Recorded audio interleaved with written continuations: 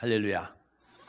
네, 이스라엘의 역사를 보게 되면 사울이 왕국을 세운 BC 1050년부터 다윗과 솔로몬까지 3대에 걸쳐서 120년의 기간을 통일 왕국 시대라고 합니다. 그리고 솔로몬의 아들 르호보암 때에 남유다와 북이스라엘로 우리나라 남북이 갈라진 것처럼 그때 갈라지게 됩니다. 그때를 분열왕국 시대라고 얘기를 합니다. 북이스라엘은 에브라임 지파를 중심으로 10지파로 구성되어 있었고 BC 930년부터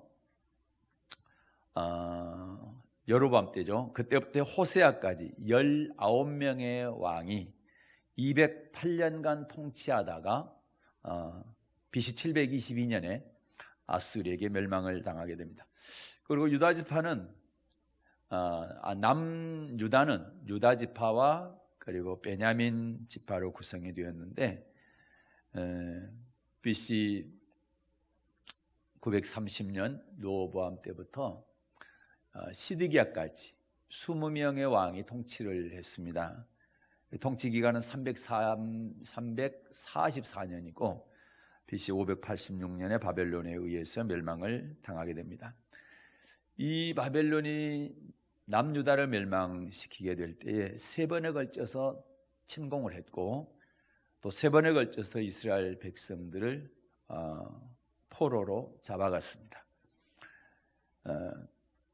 이때가 이제 포로기인데 1차 포로는 BC 606년에 여호야김 발음이 좀 어렵습니다. 여호야김 왕 때 포로로 잡혀갔고요. 그때 대표적인 인물이 이제 다니엘이라는 사람이었고 2차는 BC 597년에 이때 왕은 여호야긴입니다. 아까는 여호야김이었고 여기는 여호야긴입니다. 이때 포로로 잡혀간 사람은 대표적인 인물이 에스겔이었습니다. 그리고 3차 침공이 BC 586년인데 이때는 완전히 멸망을 당하게 됩니다.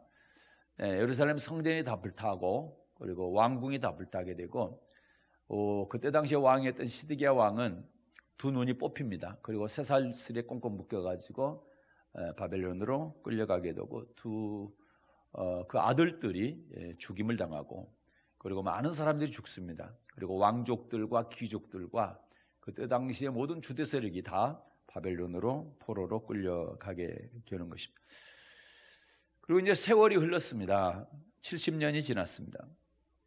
바벨론에서 포로 생활을 70년이 지났는데 에레미야 선지자가 70년 만에 돌아올 것이다 라고는 예언을 하게 되었는데 그 예언이 이제 이루어짐으로 말미암아 예루살렘으로 70년 만에 다시 돌아가게 됩니다. 이 시대를 갖다가 포로 귀환 시대다 이렇게 얘기합니다. 포로로 끌려갈 때 3번에 걸쳐서 끌려갔던 것처럼 돌아올 때도 귀환할 때도 3번에 걸쳐서 돌아오게 됩니다. 1차, 2차, 3차에 걸쳐서 돌아오게 되는데 인솔자가 각각 다르고 그리고 돌아와서 하는 일들이 각각 달랐습니다. 그래서 이 시간에는 에스라 1장 1절부터 3절을 본문으로 해서 포로기한 시대의 신앙교훈이라는 제목으로 3시간에 걸쳐 함께 은혜를 나누게 될 것인데 오늘은 그 첫 번째 시간입니다. 1차, 2차, 3차 포로기한 때에 각각 어떤 일들을 했고 그리고 그 포로 귀환을 통해서 또 그들의 한 일을 통해서 우리는 어떤 신앙의 교훈을 얻어야 할 것인지를 성경을 통해서 상고해 보도록 하겠습니다. 포로 귀환 시대의 신앙 교훈 첫째 1차 포로 귀환 시대의 이제 신앙의 교훈입니다. 1차 포로 귀환은 1차 포로로 끌려간 BC 606년부터 1차 포로 귀환이 BC 536년 그래서 스룹바벨이 인도를 했는데 70년 만에 돌아오게 됩니다. 자, 에스라서 2장 1절 2절입니다. 에스라서 2장 1, 2절입니다. 같이 읽겠습니다. 옛적에 바벨론 왕 느부갓네살에게 사로잡혀 바벨론으로 갔던 자의 자손 중에서 노임을 받고 예루살렘과 유다 도로 돌아와 각기 본성에 이른 자 곧 스룹바벨과 예수아와 느헤미야와 스라야와 니엘야와 보르드게와 빌산과 미스발과 비그레와 르흠과 바하나 등과 함께 나온 이스라엘 백성의 명수가 이라니. 아멘. 하나님께서 이스라엘 백성을 스룹바벨 주도하에 1차로 예루살렘에 돌려보낸 목적이 두 가지가 있습니다. 첫째는 하나님의 말씀을 응하게 하기 위한 것이죠. 하나님의 말씀을 응하게 하기 위해서 돌려보냅니다. 그것은 약속을 지키시는 거죠, 하나님께서. 자, 에스라 1장 1절 보겠습니다. 다들 읽겠습니다.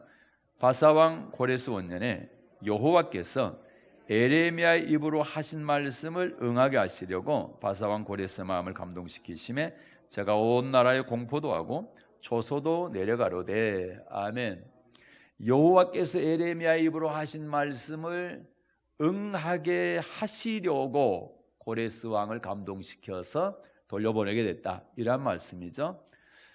여호와 하나님을 우리는 언약의 하나님이다 이렇게 부릅니다. 언약하시고 언약대로 이루시는 하나님이 바로 여호와 하나님이십니다. 그래서 우리가 언약의 말씀을 왜 두려워해야 되느냐?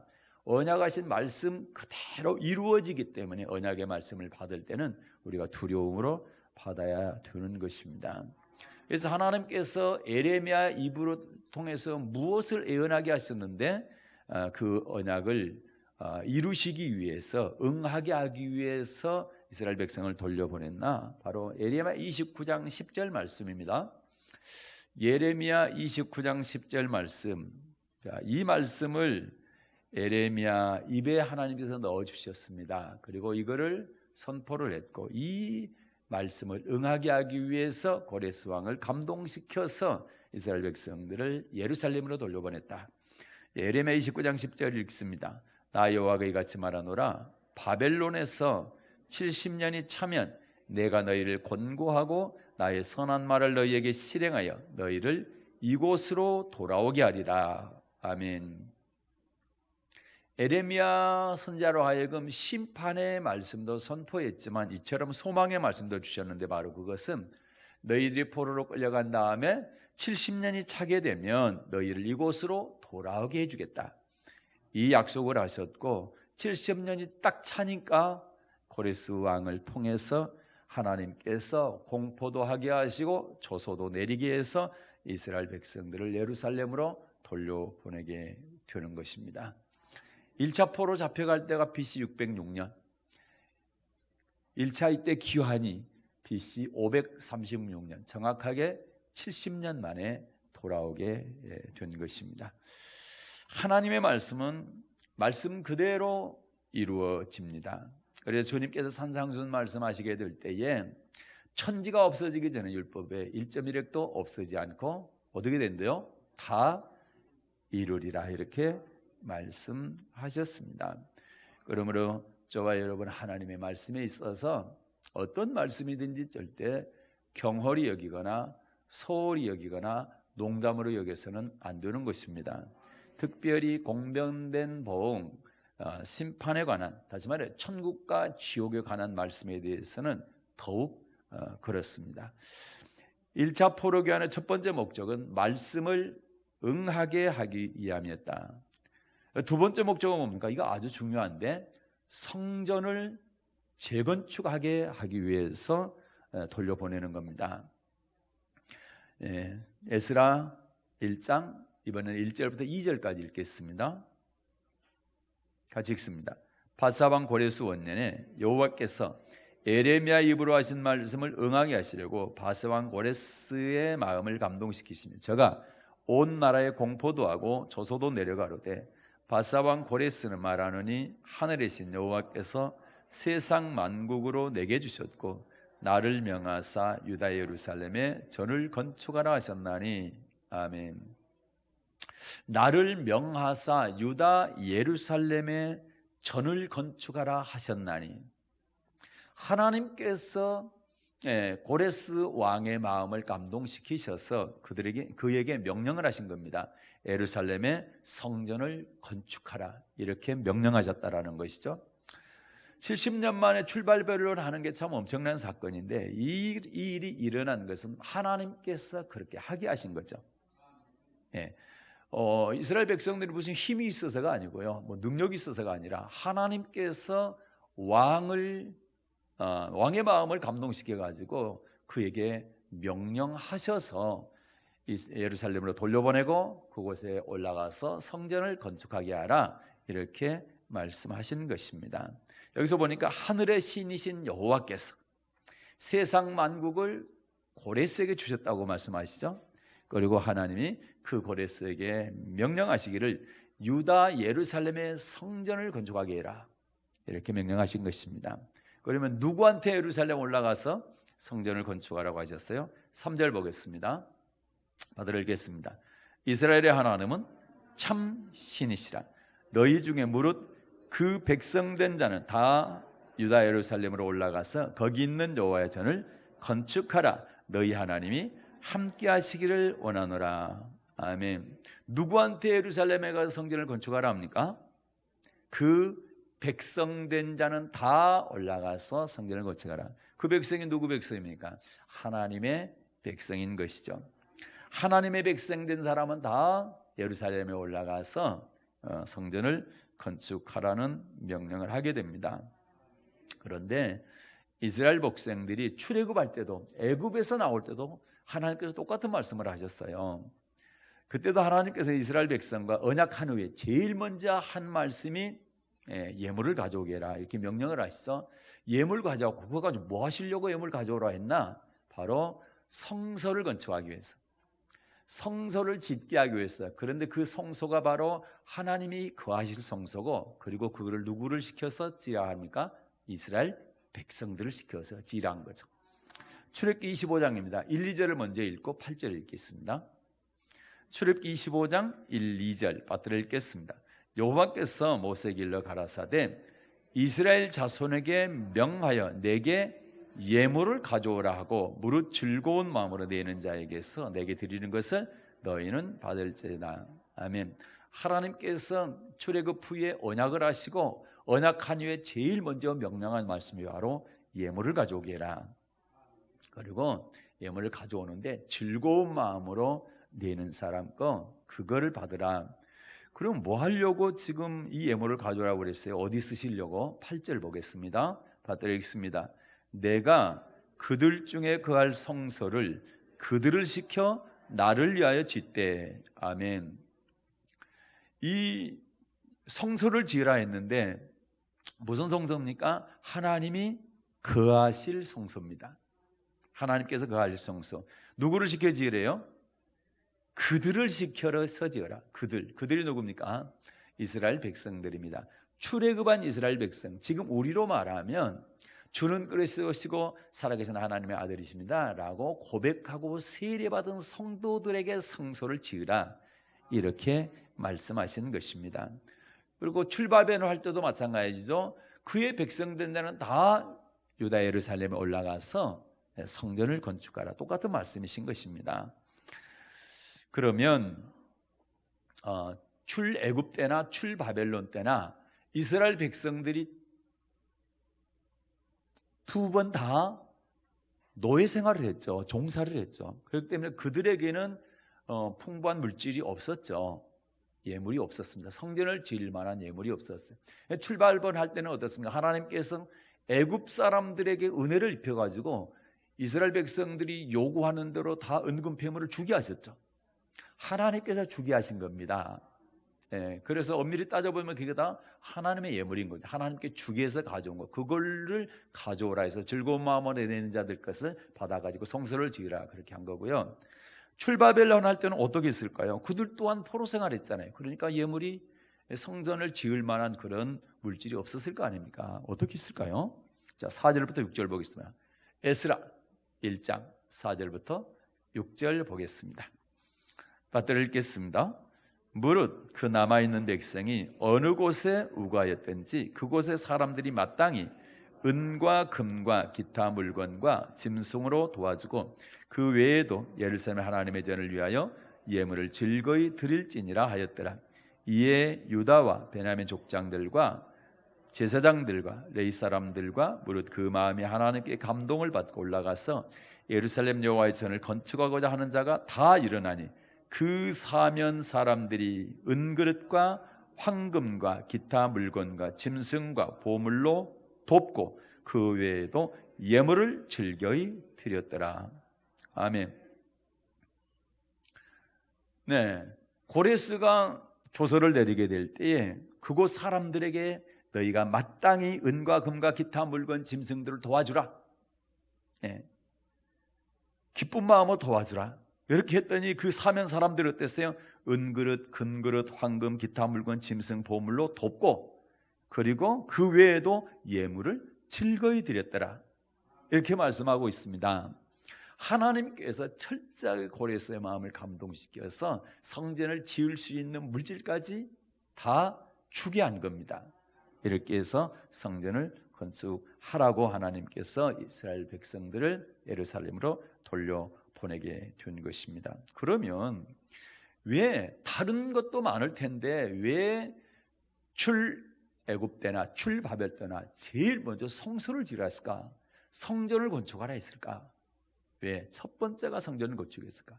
그만큼 성전이 중요하다는 얘기가 되겠죠. 그래서 성전이 어떤 곳인가, 성소가 어떤 곳인가를 알게 되면 그래서 하나님께서 제일 먼저 성전을 지으라 했구나, 그걸 알 수가 있는 거죠. 성전이 어떤 곳이냐? 첫째, 성전은 하나님께서 계시는 곳입니다. 하박국 2장 20절입니다. 하박국 2장 20절. 아들을 읽겠습니다. 오직 여호와는 그 성전에 계시니 온천하는 그 앞에서 잠잠할지니라. 아멘. 여호와 어디 계신다고요? 성전에 계신다. 그래서 하나님께서는 성전에 거하신다, 그렇게 말씀하고 있습니다. 열왕기상 8장 13절도 보겠습니다. 열왕기상 8장 13절. 아까 출애굽기 25장 8절에도 내가 거할 성소를 지으라 그랬잖아요. 하나님께서 거하실 성소를 지으라 했잖아요. 똑같은 말씀이고, 자, 열왕기상 8장 13절도 보겠습니다. 받들어 읽겠습니다.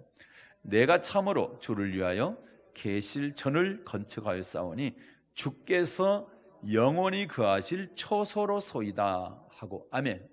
주님께서 영원히 거하실 초소가 바로 성전입니다. 이렇게 솔로몬이 고백을 하게 되죠. 그래서 주님께서 영원히 거하실 성전을 건축했다라고 고백을 합니다. 그다음에 두 번째는 하나님의 이름을 두신 곳입니다. 하나님의 이름을 두신 곳. 열왕기상 8장 16절부터 20절까지 계속 나오는데 16절만 읽겠습니다. 받들어 읽겠습니다. 내가 내 백성 이스라엘을 애굽에서 인도하여 낸 날부터 내 이름을 둘 만한 집을 건축하기 위하여 이스라엘 모든 집밖 가운데서 아무 성읍도 택하지 아니하고 다만 다윗을 택하여 내 백성 이스라엘 다스리게 하였노라 하시니라. 아멘. 내 이름을 둘 만한 집을 건축하기 위해서, 내 이름을 둘 만한 집, 하나님의 이름을 둘 만한 집을 건축, 성전을 건축, 그것이 바로 하나님의 이름을 두신 곳이다, 이렇게 말씀하고 있습니다. 29절도 한번 볼까요? 열왕기상 8장 29절 읽겠습니다. 주께서 전에 말씀하시기를 내 이름이 거기 있으리라 하신 곳 이 전. 아멘.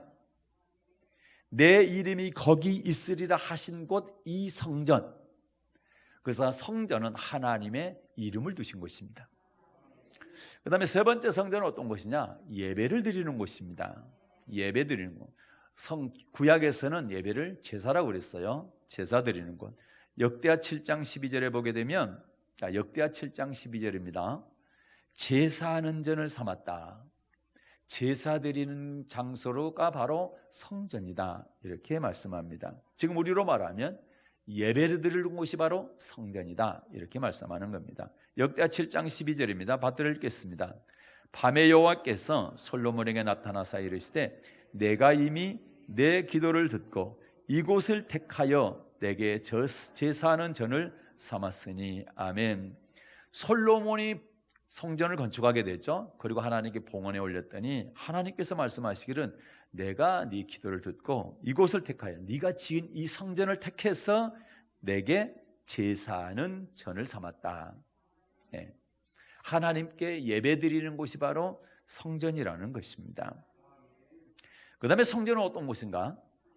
기도하는 곳입니다. 기도하는 곳.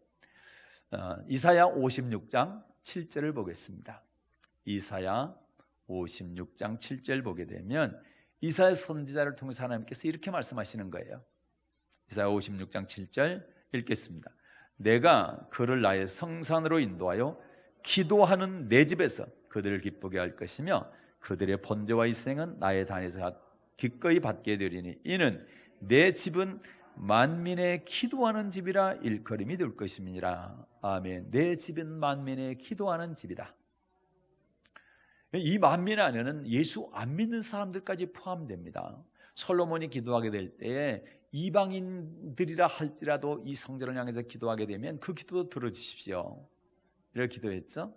그런데 하나님께서 내가 내 기도를 들었다 했으니까 이방인들까지도, 예수 믿는 사람들뿐만 아니라 이방인들까지도 교회 와서 기도하게 되면 그 기도를 하나님께서 응답해 주시는 겁니다. 그래서 교회는 어떤 곳인가? 만민이 기도하는 집이다. 이 만민이 기도하는 집이라는 말씀을 예수님께서도 하셨어요. 자, 마가복음 11장 17절 보겠습니다. 마가복음 11장 17절 받들어 읽겠습니다. 이에 가르쳐 이르시되 기록된 바 내 집은 만민의 기도하는 집이라 칭함을 받으리라고 하지 아니하느냐. 너희는 강도의 구례를 만들었도다 하시매. 아멘. 성전을 더럽히는 사람들, 돈을 바꾸고 비둘기를 팔고 하는 사람들 다 둘러엎고 다 내쫓았죠, 예수님께서. 그러고 나서 하신 말씀입니다. 내 집은 만민이 기도하는 집인데 이곳을 더럽겠다라는 거, 강도의 소굴로 만들었다는 거. 굉장히 진노하셨습니다. 그래서 이 성전은 만민이 기도하는 곳이다. 이것을 사고 팔고 돈 바꾸고 장사하고 해서는 안 된다. 성전을 절대 더럽혀서는 안 된다 이렇게 말씀하신 거죠. 자, 또 성전은 어떤 곳이냐? 말씀이 선포되는 것입니다.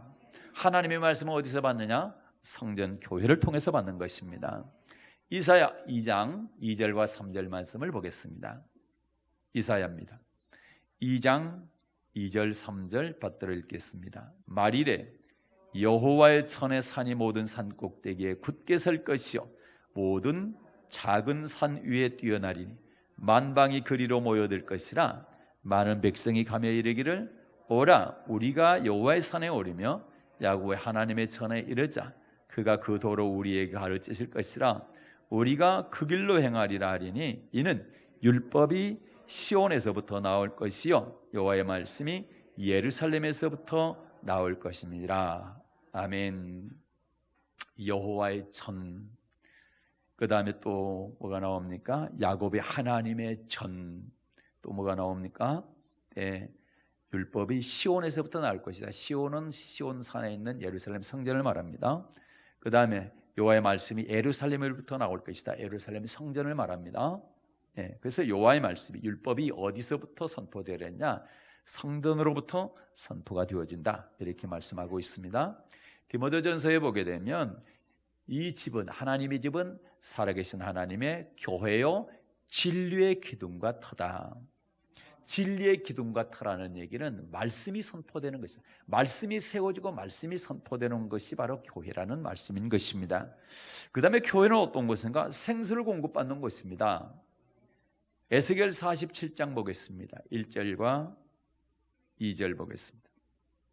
그냥 1절만 보겠습니다. 에스겔 47장 1절입니다. 다들 읽겠습니다.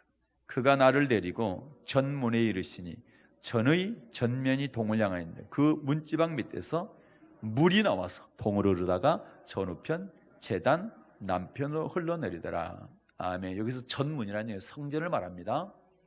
자, 성전 문지방 밑에서 물이 흘러나오는데 이게 바로 생수입니다. 네. 12절까지 쭉 읽어보게 되면 이 생수를 공급하게 되면 살게 된다, 소성된다, 네. 그리고 치료도 되고, 네. 이 생수를 공급받아야 세상에 불만족스러운 것이 예수님 때문에 만족하게 되는 겁니다. 여러분, 세상에는 만족이 없다고 전도서에 나와 있잖아요. 하나님께서 세상을 굽게 해놨습니다. 그것을 사람이 곧게 펼 수 없습니다. 오직 하나님만이 우리에게 만족을 주고 행복을 주시는 분인데, 성전에서 하나님께 예배드려서 하나님께 그 예배가 연락되게 될 때에 생수를 공급받게 되는 것입니다. 그래서 생수는 성전을 통해서 흘러나온다. 그 다음에 성전은 어떤 곳인가? 복을 받는 곳입니다. 어떤 곳이라고요? 복을 받는 것이다. 네, 출애굽기 20장입니다. 24절 받들어 읽겠습니다. 출애굽기 20장 24절. 네, 읽습니다. 내게 토단을 쌓고 그 위에 너의 양과 소로 너의 번제와 화목제를 드리라. 내가 무릇 내 이름을 기념하게 하는 곳에서 내게 강림하여 복을 주리라. 아멘. 이때까지만 해도 아직 성소가 없을 때입니다. 그럼 어디가 성소냐? 하나님께 단을 쌓고, 하나님께 단을 쌓아온 곳에서 단을 쌓고 그곳에 제사를 드리는, 그것이 바로 성전의 개념이었습니다. 그런데 그곳은 어떻게 성소라는 것을, 성전이라는 걸 알 수가 있느냐? 내 이름을 기념하게 하는 곳이기 때문에, 하나님의 이름을 기념하는 것, 하나님의 이름을 두신 곳이기 때문에 바로 그곳이 성소가 되는 겁니다. 그런데 하나님은 이곳에 강림하셔서 복을 주시겠다 이렇게 약속하셨죠. 그래, 단을 쌓고 양과 소로 번제와 화목제를 드리는 그곳이 바로 하나님의 이름을 기념하는 곳인데, 그곳에 강림하셔서 복을 주시겠다. 하나님의 이름이 기념되는 곳이 바로 교회입니다. 하나님께서 택하신 곳이 교회입니다. 하나님께서 영원히 거하실 곳이 교회입니다. 그곳에 강림하셔서 복을 주시겠다 이렇게 말씀을 합니다. 자, 성전이 어떤 곳인가 7가지를 말씀드렸는데, 성전은 어떤 곳입니까? 하나님께서 거하시고 또 하나님의 이름을 두신 곳이고 예배를 드리는 곳이고 기도하는 곳이고 천국 말씀을 받는 곳이고 생수를 공급받는 곳이고 복을 받는 곳이다 이렇게 말씀하고 있습니다. 그래서 하나님의 백성들에게는, 하나님의 자녀들에게는 성전이 없어서는 안 돼요. 아주 중요한 것입니다. 그래서 하나님께서 출애굽한 이스라엘 백성들에게 제일 먼저 명령하신 것이 성전을 지으라는 거고, 바벨론에서 돌아오는 이스라엘 백성들에게 명령하는 것이 성전을 건축하라는 겁니다. 예, 그래서 제일 먼저 하나님께서 성전 건축을 말씀하셨던 거고, 그래서 성전 건축하게 될 때 얼마나 큰 복을 받습니까? 오늘은 시간이 없어서 말씀 못 드리겠는데, 사무엘하 7장에 보게 되면 다윗이 성전 건축을 하나님께서 하고자 하는 마음만 드렸는데 그걸 받으시고 감동을 하셔요. 감동을 다윗에게. 그래서 너는 전쟁에 너무 많이 나가서 손에 피를 너무 많이 묻혔다. 그래서 네 손으로 성전 지으면 안 된다. 네 아들 때 성전을 짓게 될 것인데, 네가 나한테 성전을 건축해서 드리겠다는 그 마음만 해도 내가 너무 좋다. 그래서 복을 주겠다 해서 6가지 복을 주는데 그 복을 다 이루어 줍니다. 어마어마한 복입니다. 그래서 여러분, 예수 믿는 사람들이 받는 복 가운데 제일 큰 복이 어떤 복이냐? 성전 건축하는 복인 것입니다. 예, 여러분 꼭 기억할 수 있기를 바라고요. 여러분, 그래서 세계 지도를 보게 되면 십자가가 세워진 나라 96%가 선진국입니다. 예. 선진국이라고 말하는 나라의 96%는 십자가가 세워진 나라들이에요. 예. 대한민국도 마찬가지로 십자가가 세워져서 이렇게 잘 사는 나라가 되어온 겁니다. 예. 북한은 십자가가 세워졌다가 십자가 다 꺾여가지고 없앤 결과 저렇게 비참한 나라가 된 겁니다. 왜 십자가 세워진 나라가 복을 받습니까? 하나님께서 교회를 통해서 복을 주시기 때문에 그렇습니다. 이거는 역사가 증명하고 있는 것입니다. 네, 우리 인류의 최초의 교회가 에덴 동산 교회입니다. 에덴 동산 교회에 보게 되면 4강의 복이 있었습니다. 교회를 통해서 복을 주는 겁니다, 하나님께서. 네, 비손강의 복, 기온의 복, 그 다음에 히데겔 유브라데 복을 주셨죠. 물질의 복과 영적인 복과 빨리 이루어지는 복과 다른 사람에게 우리 복이 흘러 들어가는 복까지, 이런 복이 에덴 동산의 복이었잖아요. 그런 복, 우리 교회 안에 그런 복이 있는 겁니다. 하나님께서는 교회를 통해서 복을 주신 줄로 믿습니다.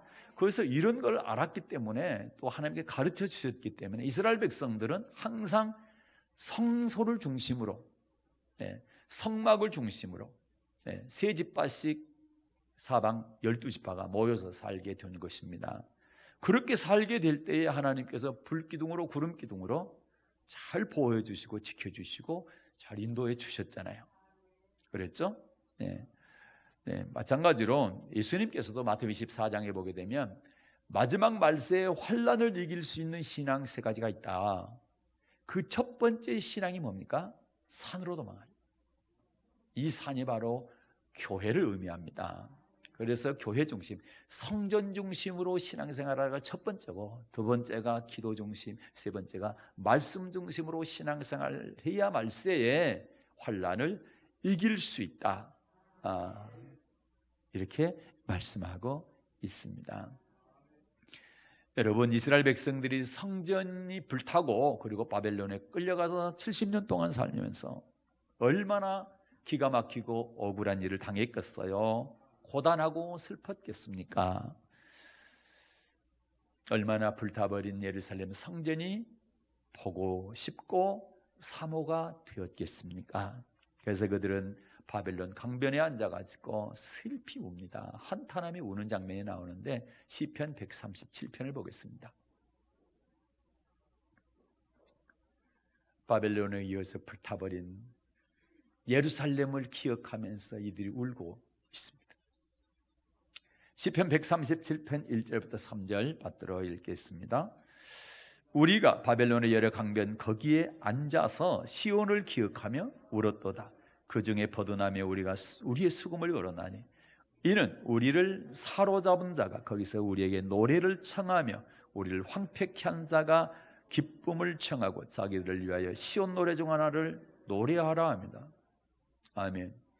기가 막혀서 지금 바벨론 강변에 앉아서 울고 있습니다. 하나님을 찬양하던 악기인 수금을 버드나미에 걸어놓고 울어. 왜 웁니까 이렇게? 자기를 사로잡아온 포로로 잡아온 이 사람들이, 시온에 있는 예루살렘 성전을 불태웠던 이 사람들이 하나님께 찬양을 드려야 될 이 이스라엘 백성들에게 자기들의 기쁨을 위해서 노래하라는 겁니다.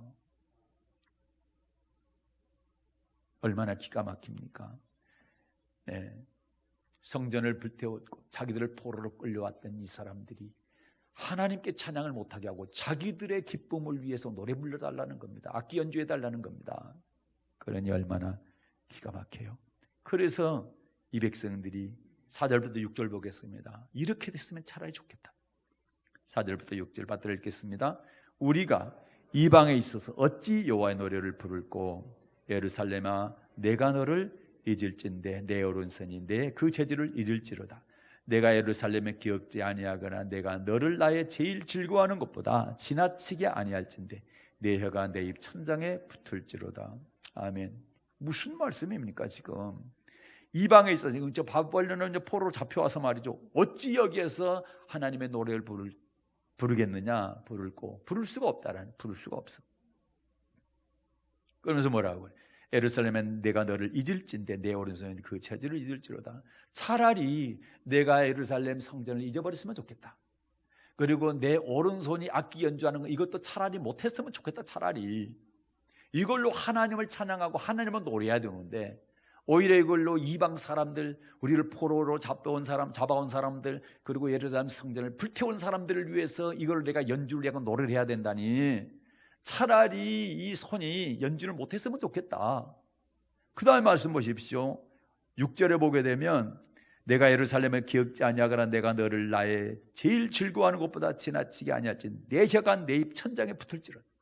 차라리 내가 이들을 위해서 노래하느니 하나님을 위해서 노래 부르지 못하고 사람을 위해서 노래하느니 차라리 내 혀가 입 천장에 붙어가지고 벙어리가 됐으면 좋겠다. 여러분, 이들은 얼마나 하나님을 찬양하고 싶고 하나님을 위해서 노래하고 싶었겠어요. 그런데 그렇게 할 수 없으니 차라리 예루살렘을 잊어버리면 좋겠다. 내 오른손이 연주를 못했으면 좋겠다. 내 혀가 입천장에 붙어가지고 차라리 노래를 못하는 벙어리가 돼버리면 좋겠다. 여러분, 성전에 나와서 노래할 수 있는 것 감사하시기 바라고 감격할 수 있기 바라요. 이곳에 나와서 기도할 수 있는 것 감격하시기 바랍니다. 이곳에 예배 드릴 수 있다는 건 여러분 감격하세요.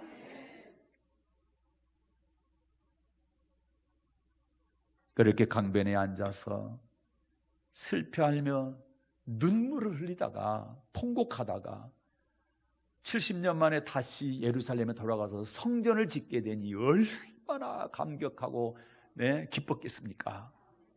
얼마나 좋았겠어요. 그래서 돌아가서 딱 성전 지대를 놓았다. 다시 말해서 기초만 딱 놨는데 이들이 찬양을 부르고 아주 큰 소리로 하나님을 찬양하고 그들이 얼마나 기뻐하니 그 모습을 한번 보겠습니다. 에스라 3장 10절과 11절입니다.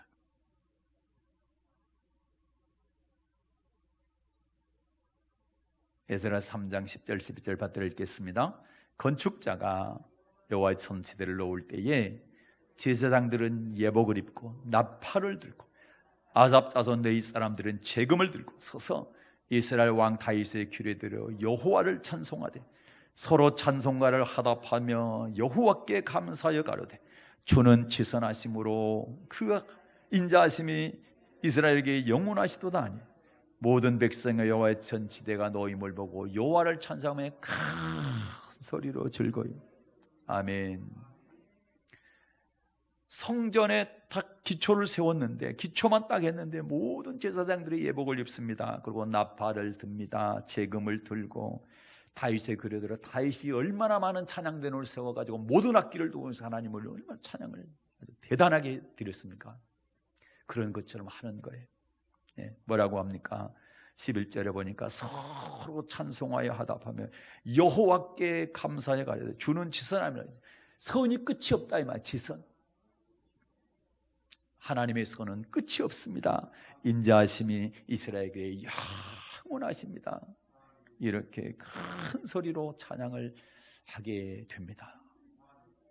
그런데요, 이들 가운데는 젊은 사람들 있지만 나이 드신 노인들이 있었는데 이 사람들은 솔로몬 성전을 보았던 사람들, 그래가지고 끌려갔다가 다시 돌아와서 솔로몬 성전이 불탔던 그 자리에 다시 성전 지대를 세우니까 얼마나 감격했더니 대성통곡을 하게 됩니다. 12, 13절 12절과 13절 받들어 읽겠습니다. 제사장들과 레위 사람들과 족장들 중에 여러 노인은 첫 성전을 보았던 거로 이제 이 전지대 노인을 보고 대성통곡하며 여러 사람은 기뻐하여 즐거이 부르니 백성의 크게 외치는 소리가 멀리 들리므로 즐거이 부르는 소리와 통곡하는 소리를 백성들이 분변치 못하여. 아멘. 과거에 솔로몬 성전을 기억하고 있던 노인들 다시 돌아와서 70년 만에 돌아와서 다시 그 자리에 성전의 기초를 놓으니 얼마나 감격스럽겠어요. 주체가 안 되니까 대성통곡을 하는 겁니다. 꿈에 그리던 바벨론 강변에 앉아가지고 그렇게 애타게 울었던, 그리고 시온의 예루살렘의 성전이 그렇게 그리웠는데 드디어 우리가 돌아와서 성전을 짓게 됐다. 대성통곡을 하게 된 거죠. 그리고 젊은 사람들은 기뻐서 춤을 추며 노래합니다. 여러분, 성전이 이렇게 좋은 곳이 우리가 사모해야 되는 거예요. 천국에 있는 하나님 나라가 이 땅에서는 여러분 모형이 교회입니다. 귀하게 여겨야 돼요. 귀하게. 성전을 여러분 귀하게 여기십시오. 멀리 볼 것도 없어. 38선 하나 딱 꺼놓고 북한 보십시오. 네. 그들이 고통당하는 북한의 지하교회 성도들 봐요. 김일성이 들어와가지고 교회 다 불태우고 없애고, 목사님들 다 잡아다 죽이고, 성도들 끌어다가 정치범 수용소에 다 집어넣고, 그렇게 교회 지상에 교회가 다 사라지고 교회에 있던 자리에다가 김일성 동상 세워놓고 하나님 경배 못하게 하고 김일성이 경배하게 했다 말입니다. 이들의 애환이 바벨론 강가에서 울던 그들과 똑같지 않았겠냐 이 말이요. 지금도 그들은 지하에서 그렇게 울고 있지 않겠느냐 이 말이요. 그들의 평생의 기도 제목이 뭡니까? 목사님 설교 직접 한번 들어보는 거예요. 예. 여러분이 저를 보고 있는 것처럼 이렇게 앉아서 설교 한번 직접 들어보는 거예요. 그리고 부르짖어서 마음대로 기도 한번 해보는 거예요. 큰 소리로 목청이 터지라고 찬송가 한번 불러보는 거예요. 저와 여러분이 갖고 있는 이 성경책 말입니다. 이 성경책, 이거 한 권 가져보는 거예요, 평생에. 그리고 우리 교회처럼 이런 반듯한 교회 안에서 예배 한번 드려보는 거예요. 그런데 우리는 말입니다, 그들이 평생 기도해도 한 가지도 응답 안 됐는데 우리는 그거 다 응답받아가지고 마음껏 예배하고 마음껏 기도하고 마음껏 찬송하고 다 할 수 있잖아요.